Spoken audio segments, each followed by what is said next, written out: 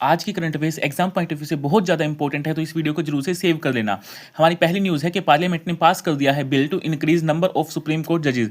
तो अब supreme court के जजेस की संख्या जो है 34 से बढ़कर 38 हो जाएगी। 3 अगस्त को ये बिल लोकसभा में पास किया गया और कल इस बिल को राज्यसभा में भी पास कर दिया गया है। दूसरी हमारी न्यूज़ निकल कर आती है कि PM Modi and Rajnath Singh hello transformation in Jammu and Kashmir and Ladakh since article 370 abrogation. तो 5 अगस्त को भारत ने आर्टिकल 370 के हटाए जाने की 7th एनिवर्सरी मनाई है पूरे देश ने। तीसरी हमारी न्यूज़ निकल कर आती है कि Pawan Hans science MOU with Norway's Noemie aerospace for sustainable aviation.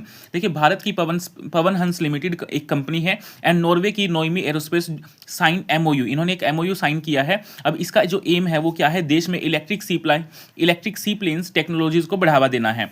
Pawan Hans जो लिमिटेड है वो भारत सरकार की एक premier helicopter service provider company है जो मिनिस्ट्री ऑफ सिविल एविएशन के अंदर आती है। ये इलेक्ट्रिक सी प्लेन्स आने वाले समय में भारत के तटीय इलाकों और रिवर फ्रंट्स पर उड़ान यानी उड़े देश का आम नागरिक स्कीम के तहत लास्ट माइल रीजनल कनेक्टिविटी को मजबूत करेगा।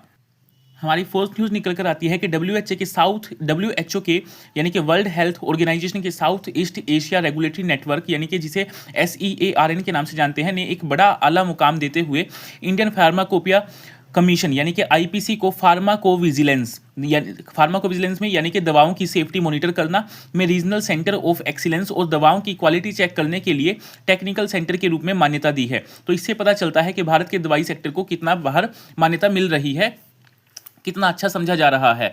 IPC एक ऑटोनोमस इंस्टीट्यूशन है जो ministry of health and family welfare के अंदर आता है। IPC का मुख्य उद्देश्य या फिर काम देश में सभी दवाओं के स्टैंडर्ड्स यानी इंडियन फार्माकोपिया को पब्लिश और अपडेट करना है। WHO का SEARN नेटवर्क जो है वो साल 2016 में बनाया गया था, जिसमें साउथ ईस्ट एशिया के 11 मेंबर्स कंट्रीज की रेगुलेटरी बॉडीज आपस में मिलकर काम करती है।